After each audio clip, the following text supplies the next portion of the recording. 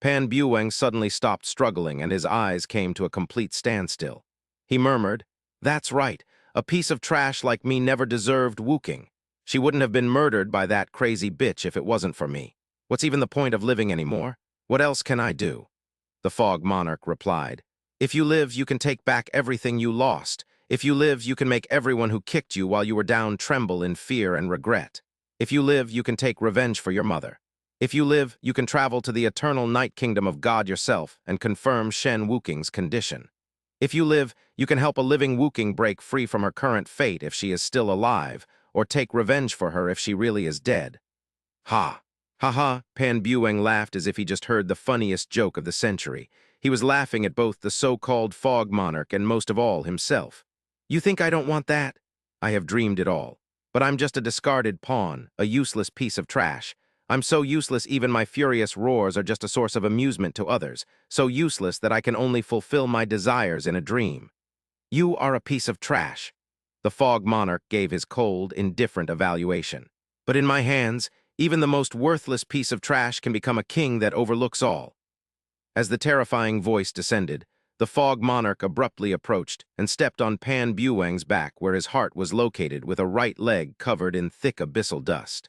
"Ugh," Pan Bueng groaned, but he couldn't resist at all since his body and his profound energy were completely suppressed by the abyssal killing god. Not that he wanted to. His initial struggle was just instinct, and he relaxed immediately after he realized, or at least he thought he realized, what was going to happen.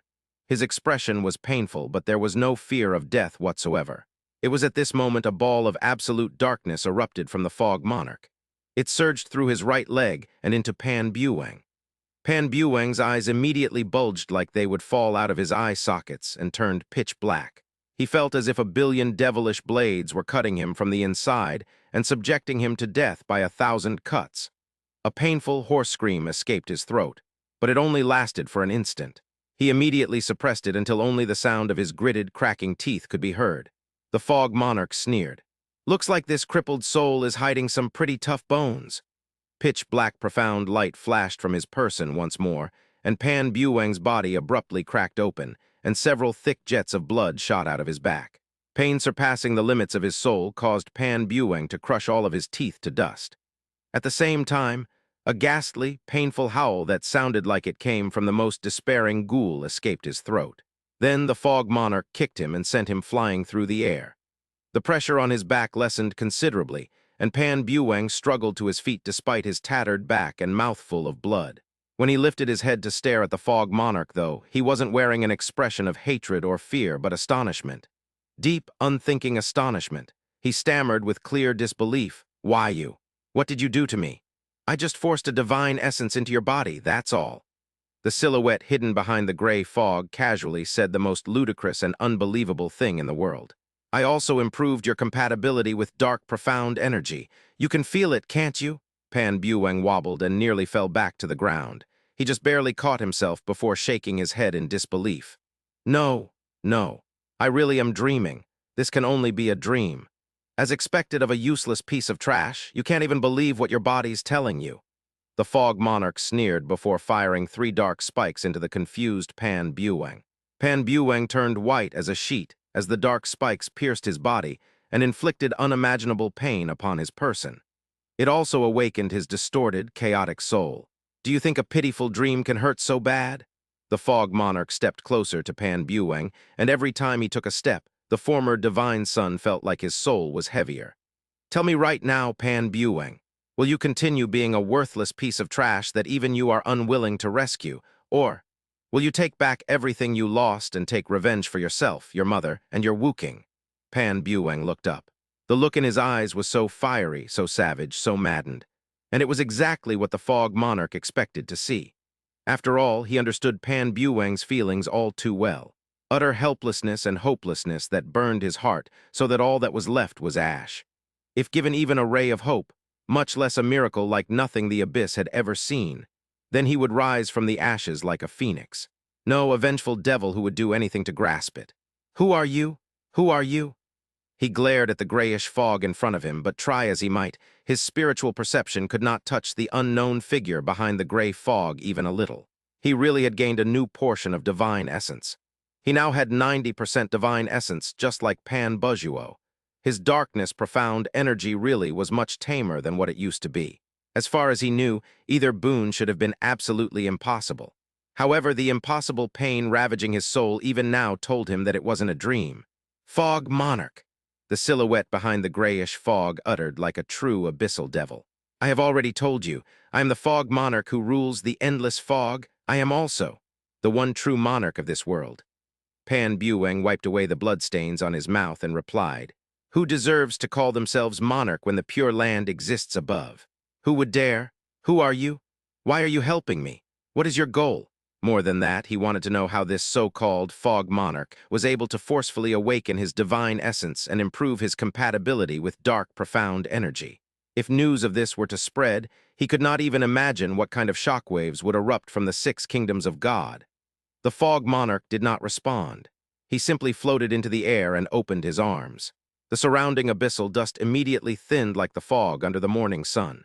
Pan Bueng stiffened immediately. His bloodshot eyes kept widening and widening until not a shred of white could be seen anywhere. It was because he just saw the most horrifying scene of his life. The first thing he saw after the abyssal dust dispersed was the legendary ancestral Killing God. It was standing obediently behind the endless fog like a pet dog. There was no mistaking what it was, however. It was gigantic like a mountain, and its eyes were flashing with terrifyingly dark light. Behind the ancestral Killing God were several thousand pitch-black silhouettes. They were all abyssal beasts. Their shadowy, glimmering coats were all he needed to see to know that they were alive and intact. But not a single one of them was succumbing to their natural, destructive instincts. They were standing or sitting quietly behind the Fog Monarch, perfectly quiet and uniform. "Lie down," the Fog Monarch commanded. Several thousand booms overlapped one another until it sounded like the collapse of heaven and earth itself. However, it still didn't amount to even 1/10,000th of the shock in Pan Bueng's heart. Every abyssal beast, including the legendary ancestral Killing God, had crouched at the Fog Monarch's command. Their movements were perfectly uniform and unhesitating. Even their heads were touching the ground like humble subjects paying their respects to an absolute monarch. "Ah, ah," Pan Bueng's eyeballs bulged and his mouth widened into an O shape. The incoherent sounds coming out of his mouth were raspy and trembling. "Pan Bueng." The Fog Monarch spoke again, though this time it felt like it came from a place far, far beyond the sky. "Tell me, who am I?" "You." Pan Bueng's mouth opened instinctively. "You are the Fog Monarch." The visual impact he just received was so absolute, so potent, that the words tumbled out of his mouth before he knew it. He, a man who revered the abyssal monarch like no other, had addressed another person as a monarch. "Good." The Fog Monarch gave him a short, succinct praise. "You are my chosen one. Now kneel and accept me as your master. Do this, and I shall grant you the power to claim vengeance." Pan Bueng's face froze for only half an instant. Then he dropped to his knees and shouted, "The discarded son of Owl Butterfly, Pan Bueng, accepts the Fog Monarch as his master. Thank you for this gift, Fog Monarch." "Master," the Fog Monarch hummed. "Why didn't you ask why you were chosen by me? Why didn't you ask what kind of price you have to pay?" Pan Bueng's head hit the ground hard. When he looked up, the light of madness and violence in his eyes was practically blinding. "As long as you are willing to grant me the power to take revenge, Fog Monarch." "No, master, then this body, this heart, this will. You may have everything." "Good. Remember what you said today." The Fog Monarch raised his hand and executed calamity and misfortune. In an instant, infinite darkness flooded in from every direction and devoured the last ray of light in this space. In just the span of a few breaths, this corner of the world had transformed into a devilish abyss of infinite dark. "This is where you will be staying for the next 3 years."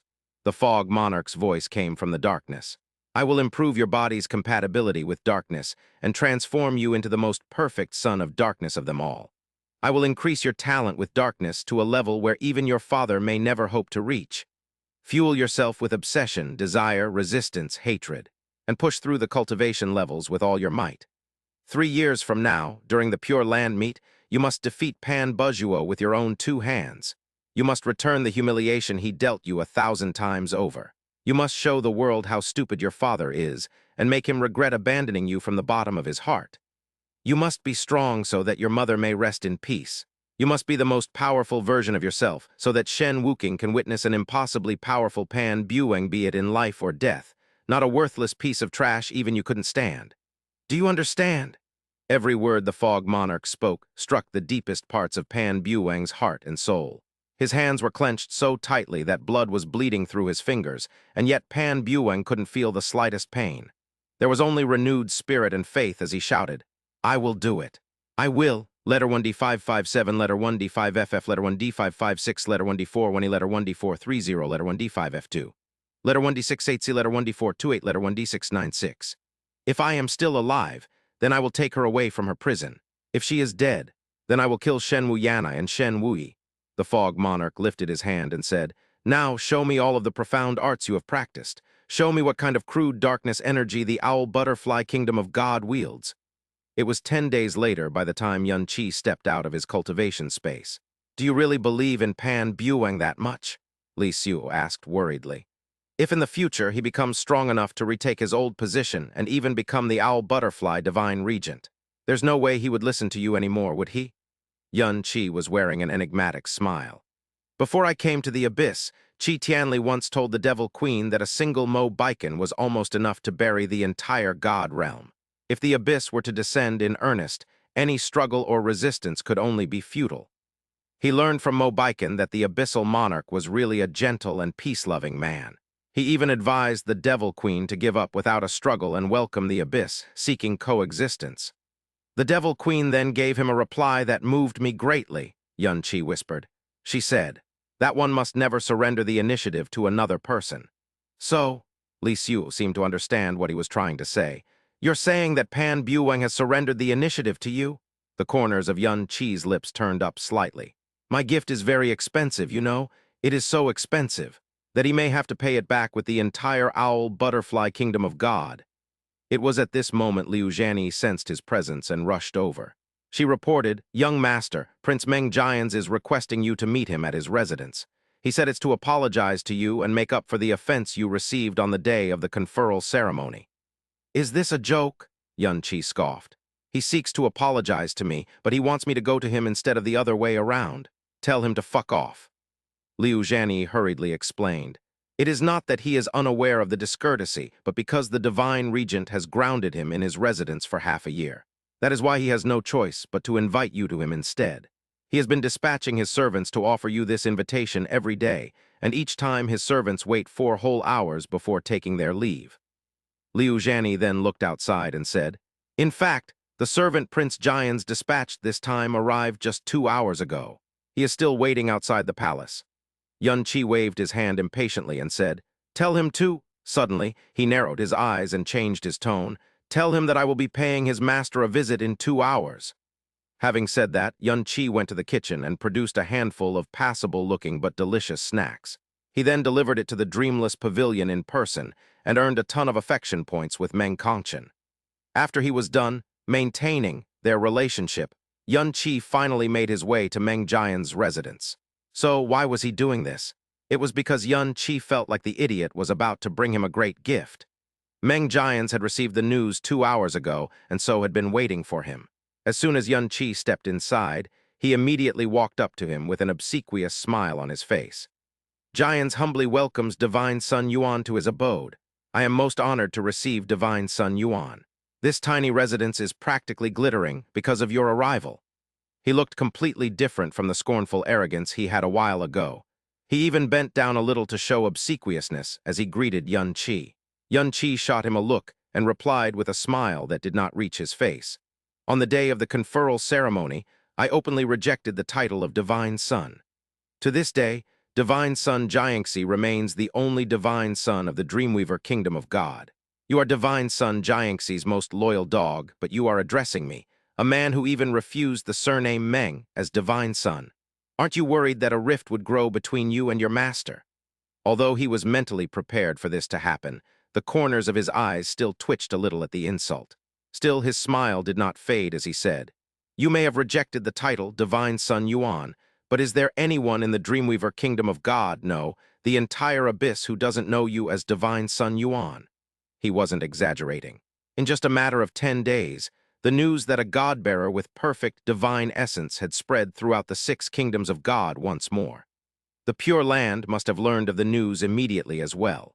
Compared to Yun Qi, The current Dreamweaver divine son Meng Jiangxi was so much less worthy. It wasn't even funny. As soon as he finished, Meng Jian saluted Yun Qi as deeply and obsequiously as he could. I had eyes but couldn't see that day. I have verbally offended you many times and even came close to injuring you during a moment of insanity. Although I have already received my rightful punishment from Father, I wasn't able to apologize to you in person. As a result, I have been plagued by fear and anxiety all this time. Instead of lifting him up, Yun Qi put on an innocent, harmless smile and asked, "Since you're acting like this, I'm sure your apology isn't only verbal. Have you prepared an apology gift as well?" Meng Jians was visibly surprised that Yun Qi would ask such a question. Then he hurriedly answered, "But of course, I am willing to do anything and pay any price to earn your forgiveness, Divine Sun Yuan." He then turned sideways and made a welcoming gesture. "This way, please, Divine Sun Yuan. I promise to give you a pleasant surprise that will satisfy you."